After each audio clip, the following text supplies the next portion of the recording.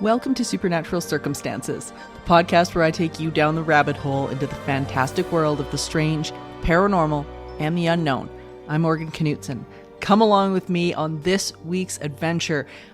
This is so exciting for me because I love the state of Maine. I've been fascinated by the state of Maine for a long time.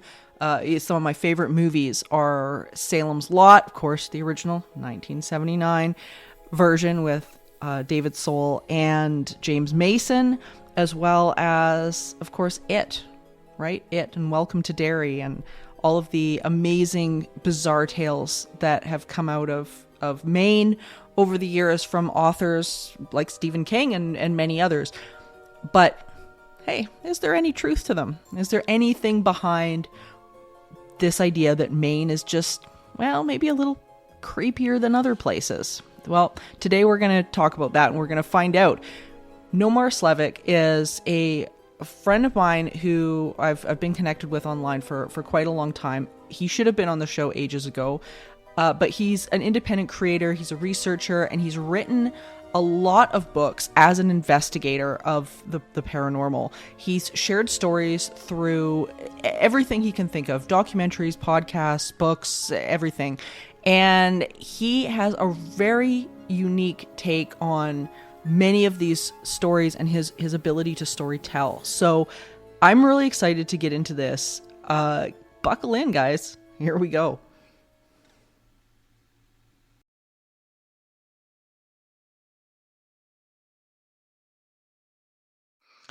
I'm so stoked to have this conversation with you because Maine has always been a fascination for me. I'm a big fan of the original Salem's Lot and It. Oh, and nice. all of those. Yeah, all of those stories. And it's I like the 1979 version of Salem's Lot is one of my absolute favorite movies. For I know it sure. wasn't filmed there. It was filmed in Ferndale, California, but the notion, I think, of Maine and having these like various small towns within Maine having things happen, it's not just movies. This Yeah. is real stuff goes Yeah. on. So tell us, like, what is going on with Maine in your opinion? You know, it's a strange place, and it's really easy to be captivated by its beauty. The people here are really great, really Yeah. reserved, especially the older generations. They're very reserved, but such a beautiful place. And right when the sun goes down and you find yourself on a back road, it's really easy to get lost in like the macabre of it all. What is it about Maine? I can only speak personally, and Yeah. for me, I think a huge part of it is Stephen King and all of the stories that he places in the state of Maine. And it's always good to see, a local boy do well type of thing, or a local Sure. person do well. And we have a bunch of them. Don't get me wrong, like Patrick Dempsey, Anna Kendrick. There's a bunch of people from Maine that have done some great things. But Stephen King really tapped into the small town creepiness. The way we keep secrets. I'm from a small town. And Yeah. there's Same here. and there are secrets. People keep them all the time. And it's not just small towns, but Stephen King really accentuated that.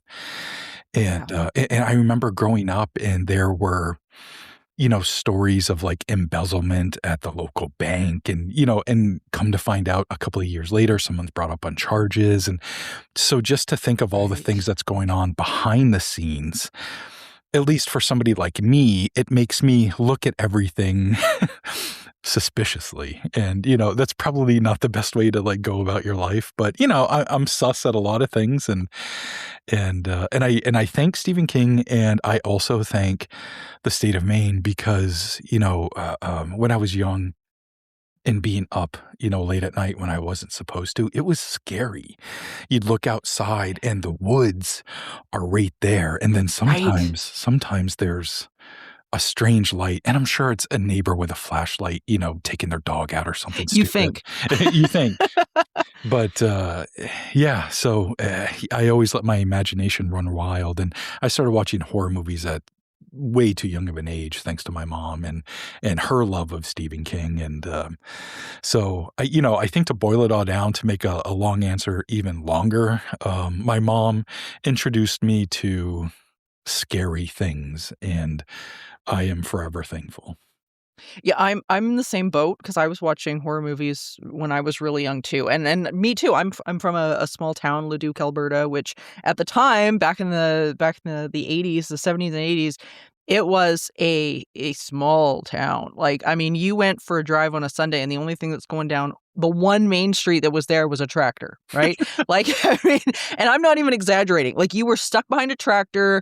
You ain't going anywhere. That was the town. But it's interesting to me that, like, I mean, we're kind of both describing the same thing, but the the idea of the small town with this hidden underbelly, like Yeah. you, it's always really fascinated me Mm. because here in Alberta, we still have a lot of those towns. Like, we have a lot of very small towns. They're Same here. very, yeah, farming communities, like all of those things, but they still have that underbelly of there's stuff going on here, but we don't talk about it. Yeah. Like, don't say anything, don't talk about it. And that was the thing with the 1979 version of Salem's Lot that I think really got me, was the fact that that was what the predators, like Straker and Barlow and those characters, that's what those predators preyed on, Yeah, and was they the they fact that, fed on it, and yeah, it was good stuff to them. Needful yeah, Things was similar like that, yes, you know? yes, Um, but yeah, the small town aesthetic with the secrets. There's a small town that's, like, I think 2 hours, like, northwest of where I'm at, and a murder occurred, and we're talking, like, it's a town of, like, 200 people, oh wow, yeah, and a murder occurred, and everybody knows who did it. They were brought in to be questioned, and they just don't have the evidence, to convict, to bring it to court, and, it's things like that that fascinate me, A, and B, that, like, still occur to this day. It's crazy when everybody can know, yeah. what somebody has done, and there's not a whole lot you can do about it legally. It's interesting. Yeah, and everybody's in everybody else's business, so you Yeah. kind of know, right? Like, it just, even if it's at the water cooler, Mhm. you kind of know what's going on. And there's so many stories that I loved in your book that just so grabbed my interest. Including the first one, which was the death of a clown. Uh, And immediately, of course, my mind's going to Pennywise, and I'm seeing this I'm seeing this whole scenario. I'm like, yeah, there's some entity in the woods that's, coming. But the death of a clown, I thought was really interesting and kind of lends to what we're talking about here. yeah, yeah. It, when I first, like, discovered the story and read, like, the headline of it and stuff, I too kinda went to, like, Stephen King and Pennywise and It and all Yeah, that it's stuff. like, where's Bob Gray, right? Yeah, yeah, yeah. Yeah. And this guy is kinda like Bob Gray. That's in the true story here, but, uh, so it grabbed me, and then I read it, and it's completely different than what you would think, Yeah. so if you don't mind me sharing the story. Please do. Yeah, because this, it was so interesting. Sure, and it didn't happen that long ago. I can't remember if it was 2016 or 2019, I forget the date, but I don't have it in front of Close, me here. though. Okay, yeah. So, Yeah. not too long ago, in a town in Southern Maine. Southern Maine is much more, urbanized, than other parts of Maine, so this is a, congested, busy area of the state, and in this small town called Wells, that is like a summer destination town, so, like, tons of tourists go there during the summer. And, there is a Hampton Inn and Suites, just a regular hotel that, is all across America. So it's not even one of these tiny little bed and breakfasts or anything. It was a chain. And in the basement of this hotel, they had an event center, and it was typically rented out for, corporations or businesses to come in and have business meetings and things like that. But during the off times and during the summer, they rented it out for a lot of things, and that was family reunions and even birthday parties for kids. And you could get it catered if you want. And on this particular summer day in Wells, a birthday party was going on, and all these kids were invited and all the parents were invited as well. So it was kind of like a big mingling thing. Everybody was having a good time. And they even hired a clown. So the clown's doing his thing and, he's having a good time and he's, doing all of his tricks and funny things for the kids. And it's time to take a break. He'd been going for a while.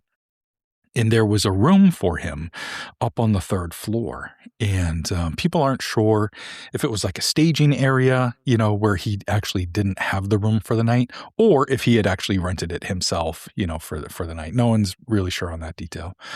But regardless, he's got a place to go. And he goes up there to like take a little break to rest. And he wants to make sure his makeup looks good and everything. So he touches it up in the bathroom. And so he's up there for 15, 20 minutes. And it's time for him to go back to the party. Leaves the room, gets to the elevator, pushes the button, the ding happens, and he walks into the elevator. The problem is the elevator didn't come up. Oh my God. So he stepped into an empty shaft and fell 3 floors to his death. So obviously this was a tragic thing that happened, and the party was immediately stopped. Police were called, like all that stuff. And, life goes on, time goes on, and a few years later, a woman from Massachusetts drove up for a little summer vacation, and she is staying at the Hampton Inn and Suites, none the wiser of this event that happened, and happens to rent the same room the clown had on the 3rd floor. So her first day goes great. She's visiting friends. She goes out to eat, comes back, goes to bed, all that good stuff. The next day, she's visiting with friends again, and they're, doing all the shops in the surrounding areas, has a great dinner. She's tired as hell, goes up to the room to go to sleep. And in the middle of the night, she wakes up, has to go to the bathroom. When she gets into the bathroom and flips on the light, the mirror is right in front of her. And in the mirror, she saw what she claimed was a clown's face. And it was, a disembodied face right in the mirror. And she said that the lips were like smeared with red paint, had blue around the eyes, a really pale face that was probably white makeup. And it scared her so much, she screamed and stumbled back and went back into her room. She called the front desk. Some security guards came up. They checked the room. Nobody was in there. And while the security guards are in there, she's like packing everything up. And the front desk is like, we'll give you another room, blah, blah, blah. And she's like, I'm done. Yeah, I'm out. Yeah. That was it. She's all set and packs up and leaves and drives back to Massachusetts that night. She was so upset. Wow. Yeah. So the story goes that she goes home and she draws what she saw the best that she could. And she had a YouTube channel at the time, not many subscribers or anything, and she was more of a lurker than, somebody that put up videos. But she felt so strongly about what she saw. Apparently, she made a little video explaining the story and held up a picture of her drawing. And somebody online saw it. And they are the person that relayed this story on the internet for me to find. Right. And I scoured, the Wayback Machine, YouTube, everything that I could to try to find this video. I could not. But I, at the very least, did a bunch of research into deaths in the Wells area during this time frame, especially with, the Hampton Inn and Suites and all that. And I couldn't find a thing. So I feel like this is probably more folklore or anecdotal than anything verifiable, but this is how folklore starts, Absolutely. And I don't feel as though I'm perpetuating folklore, because if you read the full chapter, or perpetuating a lie or anything, because if you read the full chapter, it does read as, or read the full story, it does read as, it's up to you to decide what you want to believe. I'm just kind of relaying the message of a really fascinating story, but that's the story in a nutshell. Yeah, it's so interesting because it does play off of that idea of the clown and whatnot of the Pennywise lore a little bit. Yeah, So a little bit. you wonder a little bit if it's maybe stemming from that. But what I found within folklore stories, especially like this type, or whether it be about creatures or whichever, is that what I usually find that it can be true, it can be false, but it usually gets something right somewhere. So there's usually a kernel of truth within folklore to some degree, whether the either the murder happened or somebody did see something, and then the story of the murder formulated around the person seeing this thing in the mirror. Like the Jersey Devil is kind of a good example of that, where the the First Nations or then the Pineys that are in the Pine Barrens in New Jersey were seeing, or they called it the place of the dragon, that there was Mhm. stuff going on. That the town did shut down. New Jersey did shut down and go into lockdown with something wandering around New Jersey, and then the story of Mother Leeds comes out to kind of explain it. Sure. So I wonder if there's something like that kind of going on with some of these stories in Maine as well. Yeah, I'm sure there is, and, that is just one of thousands of examples of, stories like that. This is my, um, 9th or 10th book. I forget at this point because some books were kinda like companion pieces to, like, some other stuff, but this is, like, my 9th or 10th book, and it's been mostly stories from Maine, and I just keep finding them, and like Yeah. there's plenty to go around. So sometimes I try to like expand and reach out beyond the state, which I've done a couple times, book wise. But there's just so much in my own backyard that I find fascinating, and I know the area really well, so it's just really comfortable for me to write about. But it is, there is something to be said to get out of my comfort zone every once in a while.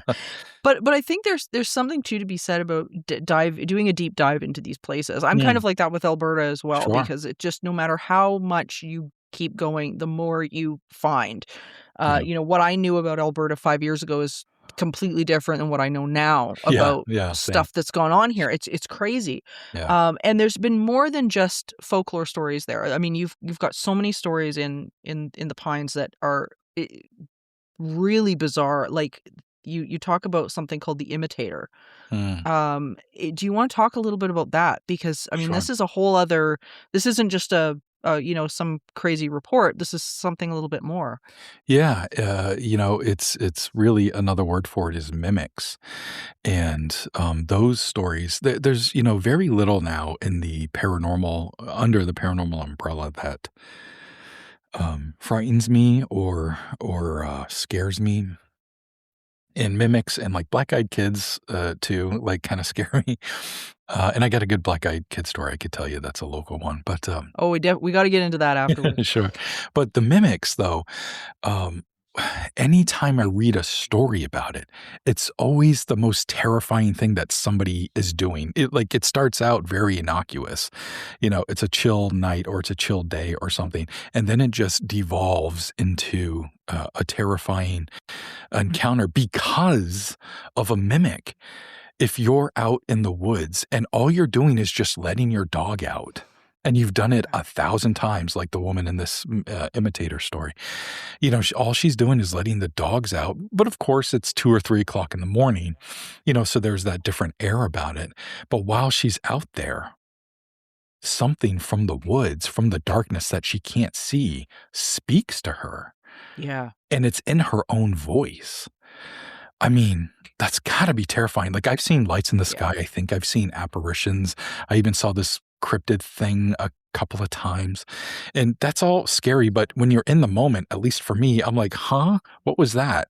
Yeah. You're not really scared. I'm more curious, but to hear my own voice in the middle of the night while I'm outside, like, I really feel like that would terrify me. Just like if I opened the door and there was a black-eyed kid there, knocking on my door at midnight. I'd be like, "What the?" Oh my gosh. So, but mimics, they can go back centuries, and there's lots of kind of like establishing origin stories of mimics, but I love it when there's still a plethora of modern encounters.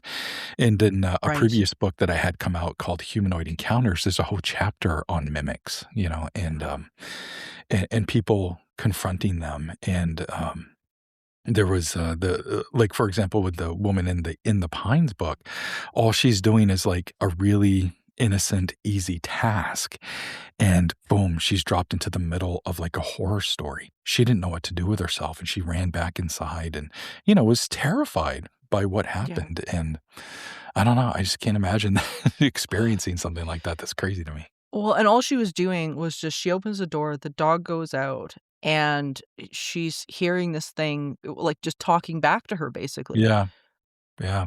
I j It's Yeah, it's weird. crazy. It's weird. It's weird. And she has, no idea what happened. It's, as far as I know, it's never happened again. It's not Do you like she remember what it reported it. said? Oh boy, I don't have the book in front of me. I forget now, what they Well, said, but just the idea is frightening. yeah, I had a weird encounter similar to that, not with my own voice, but I was teaching a workshop in a very rural area of Alberta, and we knew that there was something on this acreage that was not great. And I remember I was with the owner of the acreage and her husband, and we had a small group, a workshop, because I host a lot of workshops and things like that. And we had the small group with us. I think we did at the time, but anyway, it was like very late at night. They had two dogs at the time, these two little Shih Tzu dogs, really sweet, and they stayed in the house unless they were out on a leash for a walk. It wasn't like these dogs were running around the acreage or anything like that. And I remember this so distinctly. We were standing out in the driveway, and this acreage is like surrounded by acres of woods. And there was already stuff that had been seen on the property. There's weird things had been seen on the trails, like things that were sort of amorphous. Like it was very odd, weird phenomenon going on. And we're standing out there, and we heard what's which was it was a dog crying in the woods. And we thought, like, what the hell is going on? Like, is a dog get injured? And we looked at the owner, and I remember this so distinctly. She was like, "Oh my God, that's my dog." Not any dog, her dog. It was mimicking her dog to the point where she ran back into the house to check to make sure her dog was inside, and she was fine. yeah, yeah, yeah. But Wow. it was like we were just I'm getting goosebumps just talking about this right now, but it was so disconcerting. So, I mean, having it be somebody or your own voice. I mean, what's your Mm. take on that? Like, what do you feel is creating that for her? I don't know if it's some, interdimensional creature, or if it's some sort of Sasquatch type thing where, some mimicry has been reported. You can get into more indigenous legends with Wendigos and things like that. And, Right. could it be something like that? I don't know. So my official answer is I have no idea. But it's probably one of those things, or something we haven't even thought of. Yeah. This has been happening for centuries, so I'm sure it's actually like a normal thing. We're just, Yeah. not privy to that information. All we have are these little glimpses here and there. Yeah, well, there's so many creatures that you talk about in the book that are, I think, there's reports of versions of these creatures all over the place. And I mean, Yeah. I've been in this field almost 25 years, and teaching in different with different cultures and with different age groups and everything. And what's been really interesting is that everybody has the phenomenon going on within their culture, but just everybody's got a different name for it. Yeah. Yeah. Yeah. And that seems to be very pervasive. So it's not like, oh, everybody's just copying each other. It's like this is a universal phenomenon that's going Yeah. on, and everybody's kind of got a different story that they've wrapped around it, but nobody really knows what it is. Yeah. You Yeah. know?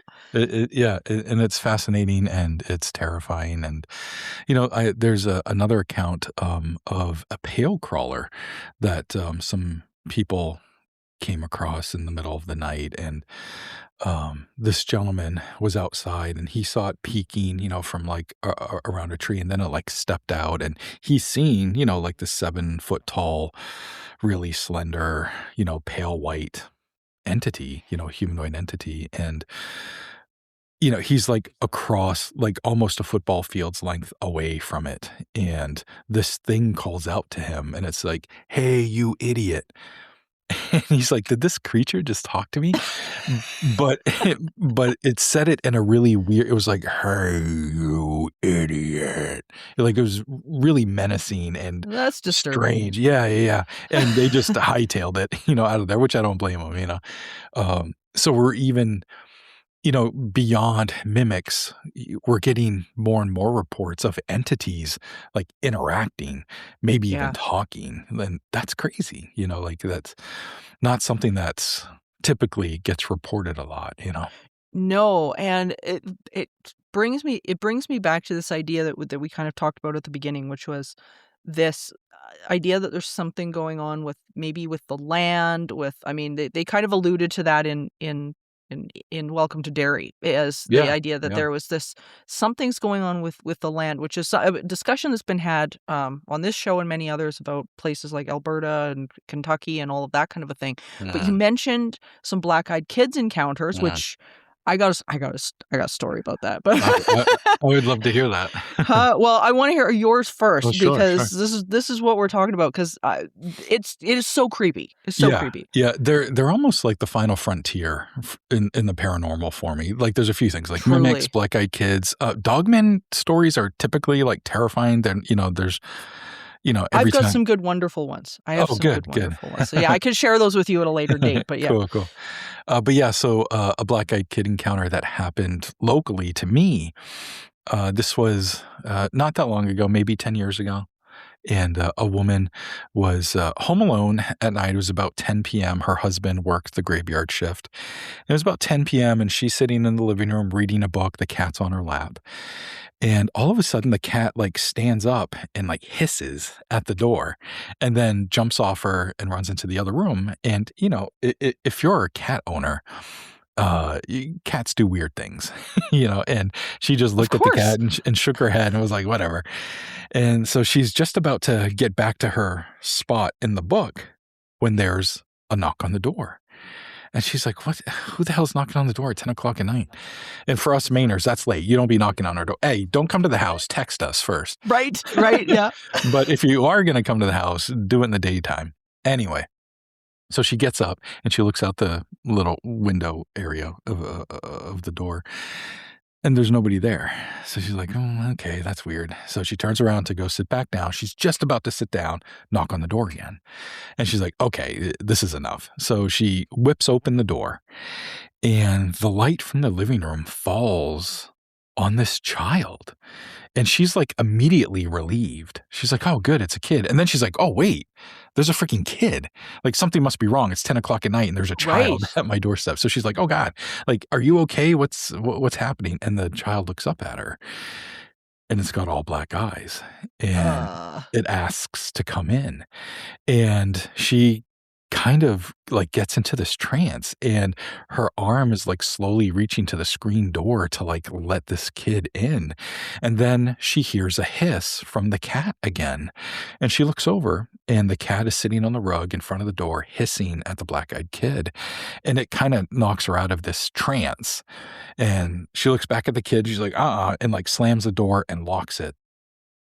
And she's like, "Okay, what the hell was that all about?" And she looks through the window again. She doesn't see that the kid is there. So now all she can do is just like sit up, anxious and nervous until her husband gets home. oh, He finally gets home and she tells him everything. And he believes her. Like he's never really seen her this scared, and she's not, known for telling like strange paranormal stories or anything. sure, yeah. So he's like, "That's really weird." And he believed her. And, she thanks the cat for breaking her out of that trance because she was nervous to let this thing inside the house. Now, this took place in a town called Bangor. And I, during this time, lived in Bangor. And Which is I prominent to Salem's Lot as well. That was the it is. town It's next very door to Salem's it's very Lot. close. Yeah. It's very close. They Um, reference it, the movies in Bangor, they yeah. talk about that a lot, yeah. Yeah. So I had gone to a friend's house one night the same year this happened, which I didn't know at the time, because I think I only found this story a couple years ago. But I lived in that town, and I was at a friend's house, and during that same year, and it was probably like 1 in the morning or something when I left. We had watched a movie, and and then I had taken off, and they lived in an apartment complex, but everybody had their own outside door, Okay, to yep. to go. So it was more like townhouses, but they were all connected. And they had a upstairs and a downstairs in a parking lot. So I leave out the back door, which is the door that they used as their main door. And I got in my car and I went home. And I lived right in town, so it was just like a 5-10 minute drive. I get home. I think I'm just barely in the door, and I get a text message from them, and they said, "Hey, were you knocking on my door?" I was like, "What? No." And they're like, "Oh, I didn't think so, but I had to text you and check." And I'm like, Sure. "You have to call me. What's happening?" So they call me, and we're talking, and they said after I left, they had done their like evening ablutions, brush their teeth, all that stuff, and lay down in bed, and they put a TV show on their phone to watch. And, so they're going to bed listening to like Frasier or something. And um, they started to hear like soft knocks on their back door, and soft and consistent, like it was just nonstop, dunk, dunk, dunk, dunk, dunk. Mm, And at first they were just like, "What the hell is that?" And then they realized, like, "Oh, that's coming from the back door." And so they walked across the hallway upstairs into a second bedroom, and that's where the back porch was. And all they had to do was look down, and they could see who was on the porch, but they were too scared to, which again, I don't blame them. sure. But they had gone to that window to see if my car was still there, and it wasn't. So they knew it wasn't me, but they had to text me just to like, because you're trying to Yeah. rationalize things. Yeah. So they didn't look down. They went back to bed, and the knocking continued for like 2 minutes.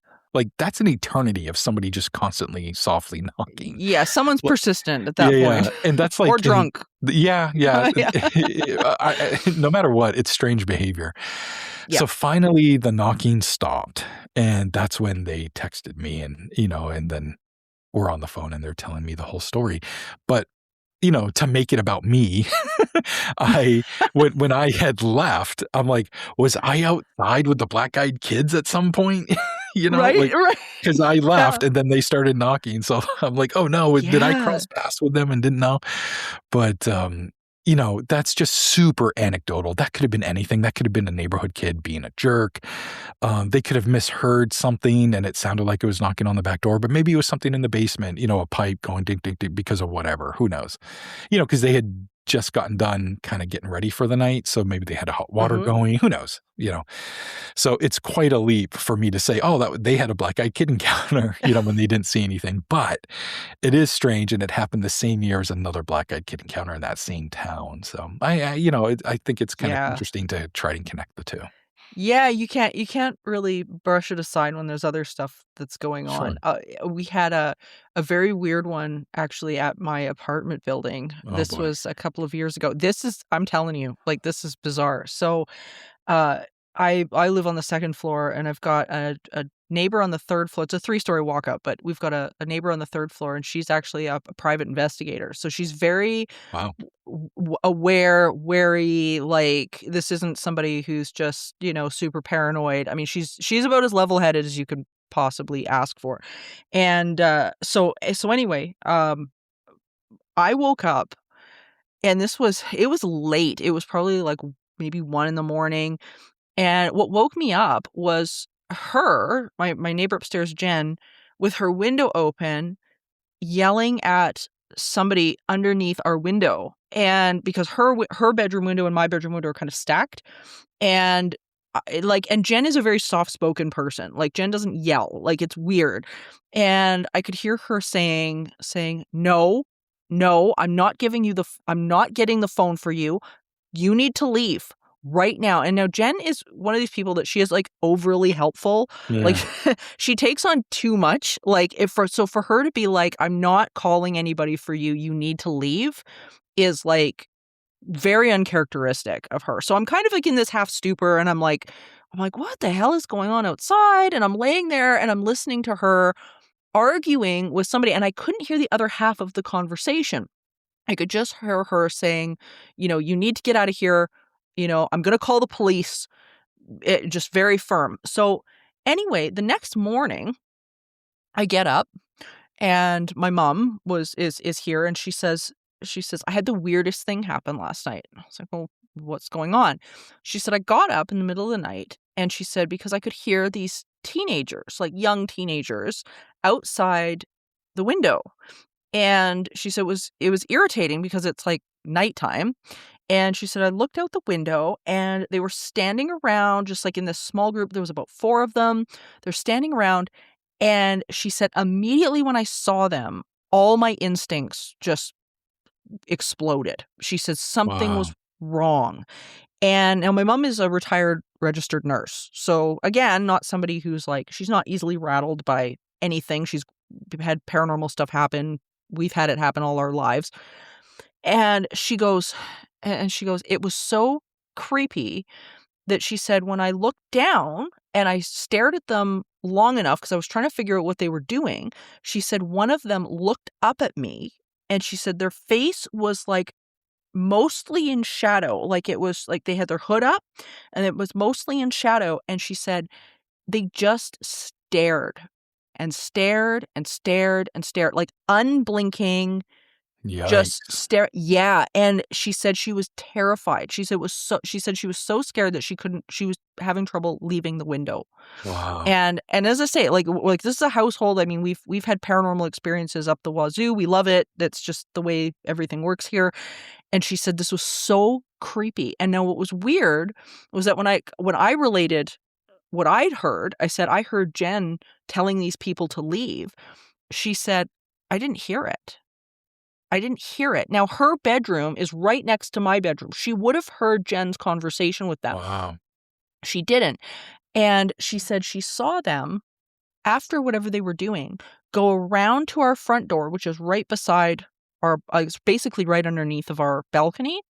They came in the lobby and tried to get in, and she could hear them at the security door trying to get in, couldn't get in, and they turned around and left. We've never seen them again. Wow. Yeah. So, I mean, what the hell, right? Yeah. Like, what the hell? It's just Yeah. so bizarre, so creepy, and so bizarre. What do you think they are? Boy, I don't know. There's a vampiric aspect to them that I find really fascinating. I can't say like I'm really into vampires, but I do like some vampire movies, but more like, I don't know, like modern day ones, kind of like 30 Days a Night or, something like that. That's a great film. Yeah. So I can't say like I'm like super into vampires, but I'm always searching for like modern experiences that people have had with vampires. Yeah. And those are kind of few and far between. I do have some. I have a podcast and I have an episode coming out about some modern vampire encounters. So, but they're hard to find. And some of the closest stuff that is similar to it are black-eyed kid encounters, where they have to be invited in, it would seem. Also, if you do let them in, some sort of sickness or illness you'll be inflicted with, kind of like, the bite of a vampire, you become inflicted with something, if you allow them inside. So I don't know. It's, I'm not saying they're vampires. I just like the vampiric nature of some of the aspects that people have reported. Some people have said that there are some sort of hybrid children or alien in nature, of some sort. And I don't necessarily subscribe to that, but it's all theories, and it doesn't really matter. It's okay for people to think what they want to think about them. But what do I personally think they are? I have no idea, and I just love soaking it all in. Because some do sound more extraterrestrial in nature, in regards of the way they showed up. Also, Whitley Strieber, communion fame and all that good stuff. He had black-eyed kid encounters. encounters at the same cabin where he had his abductions. So Right. maybe there is a connection, what the hell do I know? So, if, a famous experiencer, is experiencing black-eyed kids as well in the same exact location where an abduction occurred, maybe there is a connection.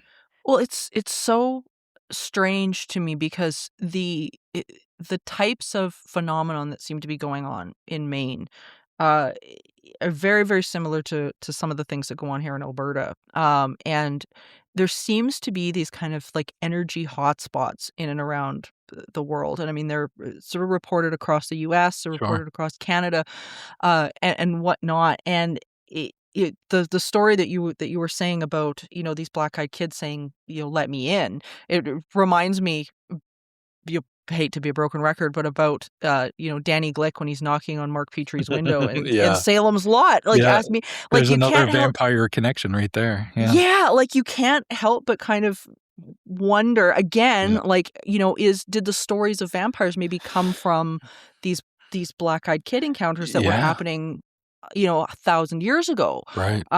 You kind of wonder, but this idea of, and I want to touch on this a little bit, this idea of these places that maybe rather than the phenomenon necessarily being connected to each other, but connected to maybe a broader phenomenon that's going on, like in the area. Mm. Like I know, like we've had really strange things go on here, like almost portal-like things Sure. that have shown up, weird electromagnetic phenomenon that go on here, and it's very similar to what you're talking about with Maine, where there's stuff that's just it seems almost random, like UFO connections, Mhm. aliens, Wendigo, a lot of hauntings, a lot of like spiritual phenomenon that seems to be happening, but there seems to be something in and around certain areas. Yeah, I don't, what do you think about that? eh, I don't know if it's tied to the land or tied to the area, or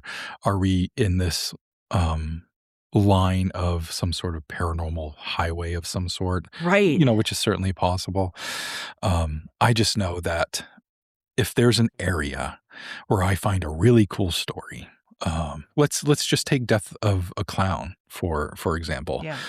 Wells.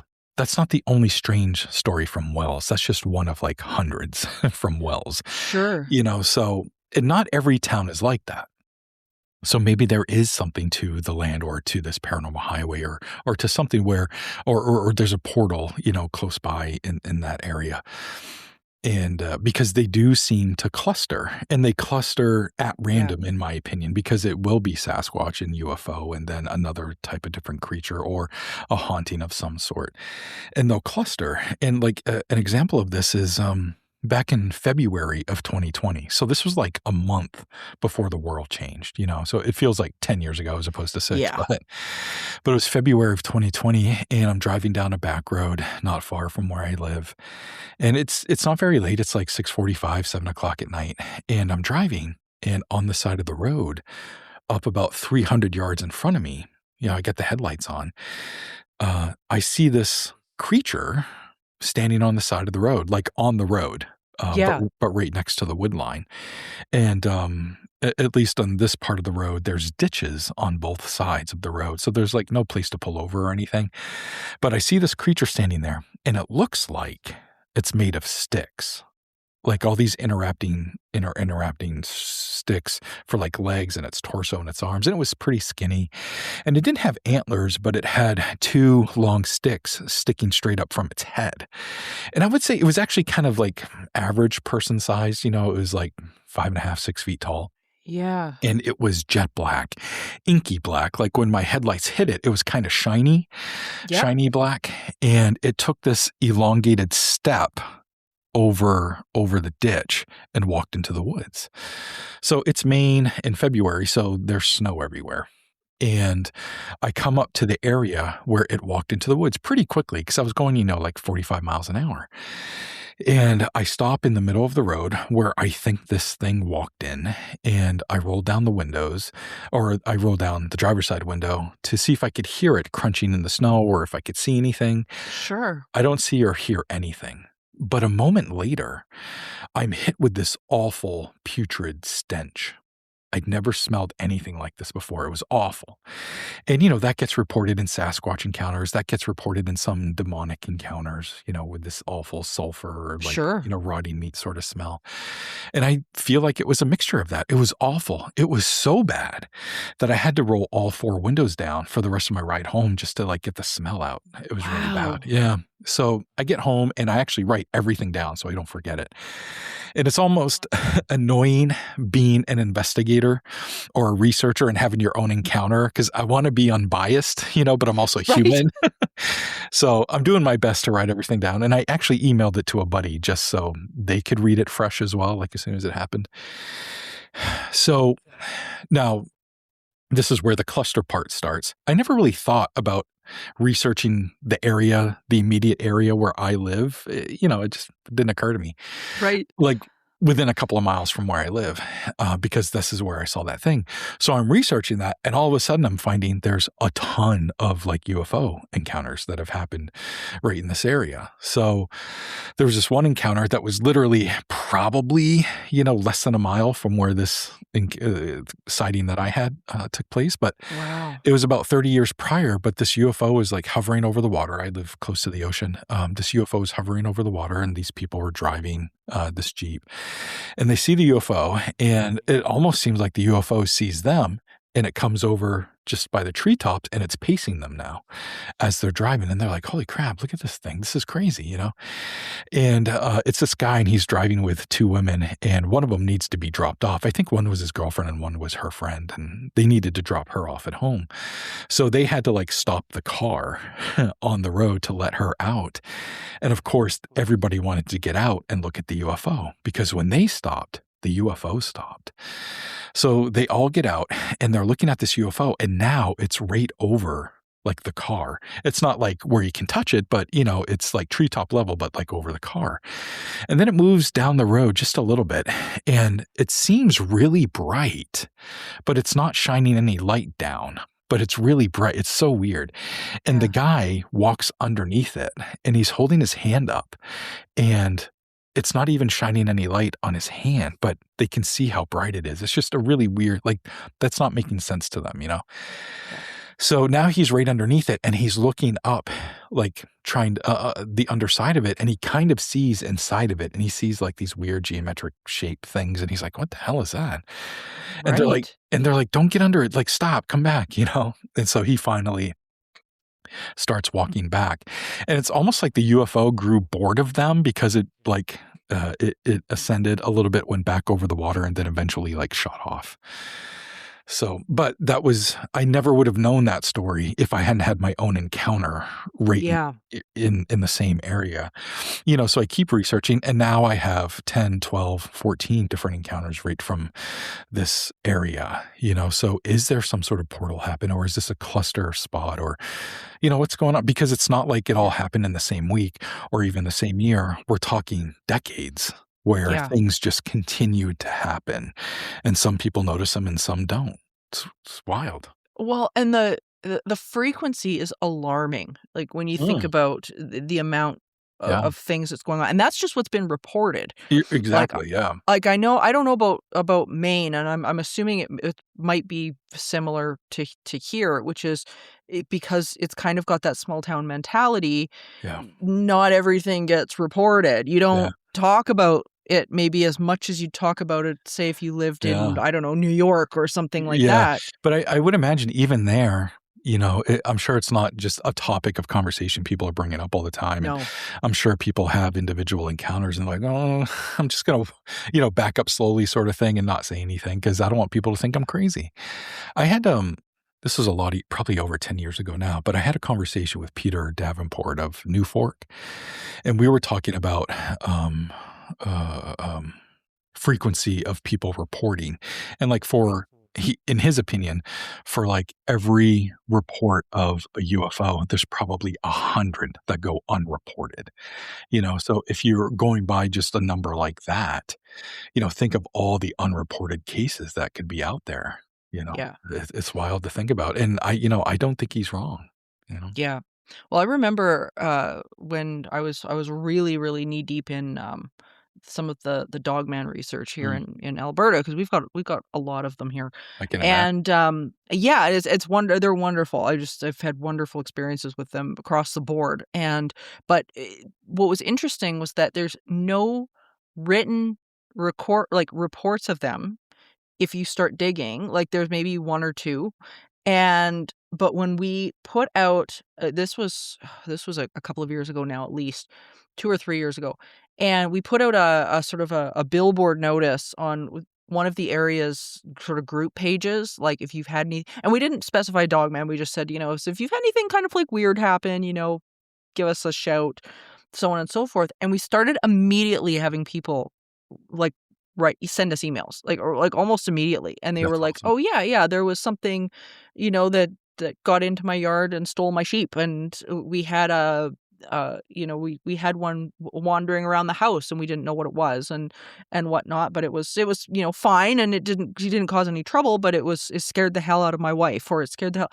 So, there was all of these things that just started sort of flooding forwards, and you start to realize, like, just how much of this stuff is going on, Mm, and, so, like, you think of the insane amount of stories that you've got just in this book, yeah. and how much is actually out there. Like, I mean, it could probably, I'm guessing, it'd keep you in business for the rest of your life. Yeah. Yeah. Over the last 5 years, I've released 3 books just on Maine stories. And combined, I think we're in excess of like 600 stories in the 3 different books. And, and Amazing. and those are, because I'm not writing, chapters about somebody seeing a light in the sky. This is some really strange stuff Yeah. that people are reporting. So, for every not so strange, at least to us, because we're very desensitized, for every Right. not so strange story, there's probably 10 of, just, oh, I saw a light in the sky. I, Yeah. saw eye shine that shouldn't have been there because it was 9 feet tall or whatever, you know. Um, Yeah. so there's a ton, the 600 stories over 3 books in the last 5 years. I bet it's triple the amount of reports Yeah. or even more. I know, I have to agree, like, it's remarkable, and, we've only got a few minutes left. Oh, wow. If there's any, I know this has gone so fast, so which means you're gonna have to come back because Yes. we're not done, but, out of all the stories that you've collected, and I know you've probably had this question a million times, has there been a particular story maybe that you've experienced or that you've heard that has stuck with you for Yeah. whatever reason? Yep. There's a few, but there's one in particular that has stuck with me, and I think it's because it's just so short and sweet and friggin' weird. It I it love just kind weird. yeah, it just kinda comes out of nowhere, and it's very relatable to me because, like, I've done what this woman was doing in the story, which is just, like, absentmindedly talking on the phone outside, and then something crazy Sure. happens. So, this was 2009, and it was, like, 7, 8 o'clock at night in the summer, so it's still light out, and it's still warm, and this woman is outside with her dog, and she's talking on the phone to her dad. Her boyfriend is inside doing something somewhere, and she notices that her dog is sitting very still and like looking at something, across the yard. And she's like, okay, weirdo. Mhm. But she's distracted by being on the phone. And then the dog like stands up. So it was sitting and then it like stands up on all fours. And it hasn't moved yet, though, and it's staring at something, and there's this really deep, low, guttural growl that it starts to produce that she's never heard the dog do before. She's heard it growl, she's heard it play growl, she's heard it bark. She's never heard this. It was weird. And so she's looking at the dog like, "What the hell?" And she sees that the dog is rigid, staring at something across the yard. And so she, like, follows its gaze across the yard, and at the base of this tree she claims to see this gray alien knelt down, looking right at her. And she Holy. said this thing was so gangly that it was like all arms and legs, like so she could tell that it was really tall, even though it was like kneeling down. And so she's talking on the phone with her dad, and she's like, I gotta go. And so she's starting to like hang up the phone and like put it in her pocket. And that motion kind of seemed to signal to the dog, like, go after this thing. Oh So no. the dog takes off running and starts barking. This alien then stands up and looks directly at the dog and turns and starts to run away. At that point, she sees how tall it is, and she's thinking it's about 8 feet tall. Oh Very boy. gangly, super skinny, very gangly. And this alien's running away while the dog is chasing it, barking it. Now, the alien, she says, starts to disappear or cloak while it's running, and it starts from the head down. And at one point, she's just seen a pair of legs running, and then it disappears completely. When it disappears completely, the dog stops running, but it continues to bark at, It nothing. knows something's still there, but Yeah, it's yeah. yeah. So she's like, and this happened all in a matter of 30 seconds or whatever. But she's like, oh my God, what the hell just happened? What did I just see? The dog's going crazy. She's trying to wrangle the dog and, get it back inside. She eventually does that. And she yells for her boyfriend, and he comes down and she explains everything to him. And he believes her because, that's crazy. Sure. And she doesn't just make stuff up like that.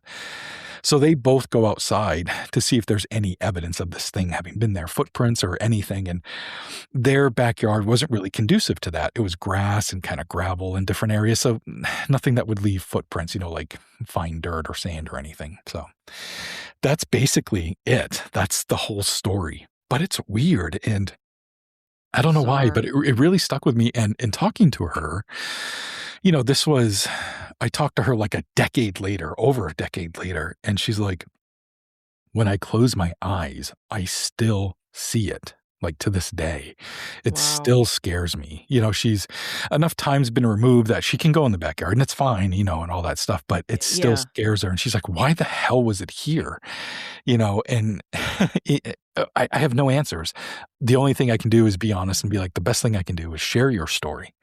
And maybe somebody else who's too scared to come forward or doesn't want to feel alone will read your story and not feel that way. That, it's the best thing I could offer you. And, that was good enough for her. But, it just sucks that we don't have answers for people almost every time.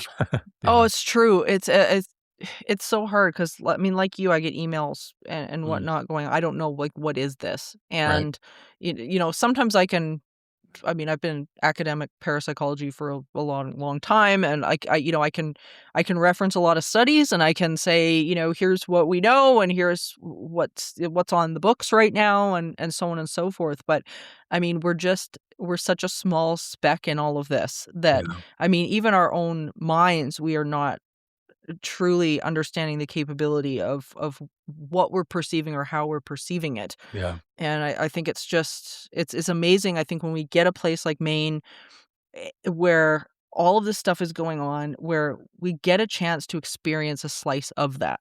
Yeah. And it's not just to me a group of interesting encounters. To me, it's like this is a glimpse into what life, I think, is about, and what we should be experiencing, what's out there, and we get a chance to do that. Like, there's magic that's out there that Mhm. it's amazing. So Yeah. it's so cool. So thank you so much Sure. for doing this, because it's been so interesting. And as I say, I've already booked you back in because we're not finished. So I'm not done. Okay. So talk about In the Pines and where people Yeah, can yeah. get this, because it's so good. Yeah, well, I appreciate that. Yeah, In the Pines, if you type my name into Google, that's the easiest way to find my stuff. It's such a unique name, Nomar Slevik, that all my stuff just immediately comes up. Yeah. But if you would like a specific link, allmylinks.com/Slevik, and it brings you to all my books. I have documentaries, I have a podcast, so you can see and listen to all this cool stuff. Yeah, and I'm gonna put the link in the show notes so that Cool. people can just go and find it, because it's so good. And we've barely scraped the surface Yeah. of this. Like, there's so much in there. I've got like a list of stories that, like, we haven't even gone through yet. Yeah, After I yeah, was reading it, I'm like, okay, gotta gotta work on that, and gotta talk about that. And I was like, oh my God, it's crazy.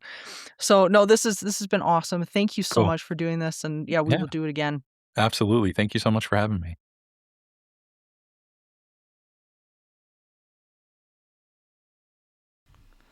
Well, what a cool bunch of tales that was. Is anybody else packing their bags for Maine?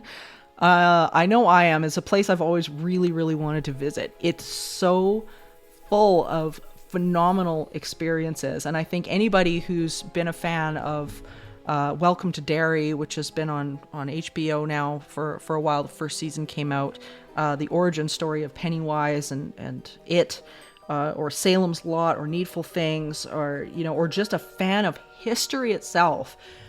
This is a place where really art is imitating life.